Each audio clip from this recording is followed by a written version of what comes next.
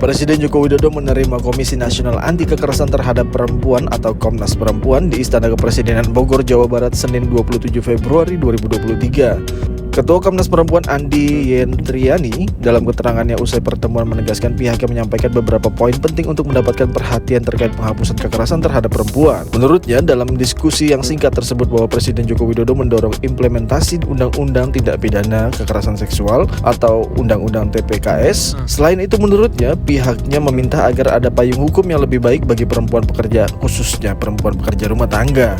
Dalam pertemuan tersebut, pihaknya juga menyampaikan kepada Presiden Jokowi mengenai meningkatnya pelaporan kasus kekerasan dialami perempuan, khususnya kekerasan seksual. Pada pagi hari ini, kami Komisi Nasional Anti Kekerasan Terhadap Perempuan berjumpa dengan Bapak Presiden. Di dalam pertemuan ini kami menyampaikan beberapa situasi yang penting untuk mendapatkan perhatian kita bersama terkait penghapusan kekerasan di dalam berbasis gender terhadap perempuan. Termasuk diantaranya adalah bagaimana pelaporan kasus kekerasan, khususnya kekerasan seksual ini masih meningkat.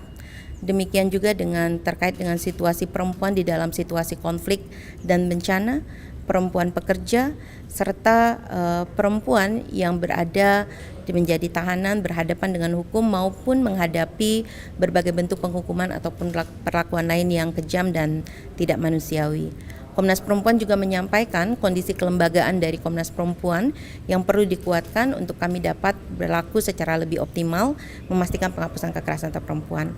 Dari diskusi yang singkat ini, Bapak Presiden menegaskan dukungan beliau untuk memastikan penghapusan kekerasan terhadap perempuan, termasuk dalam hal implementasi Undang-Undang Tindak Pidana Kekerasan Seksual dan mendorong adanya payung hukum yang lebih baik bagi perempuan pekerja, khususnya perempuan pekerja rumah tangga.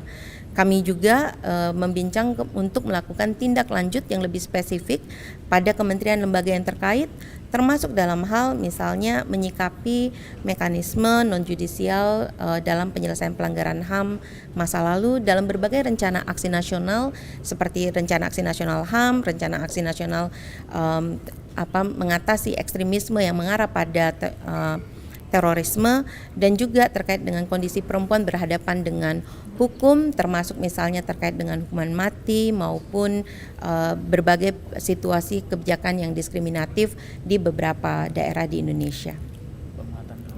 Saat ini juga sedang akan ada percepatan untuk melakukan penguatan kelembagaan Komnas Perempuan, termasuk untuk melakukan perubahan peraturan Presiden, baik itu terkait dengan struktur Komnas Perempuan maupun berbagai kemungkinan-kemungkinan untuk memperkuat kesejahteraan staf-staf Komnas Perempuan.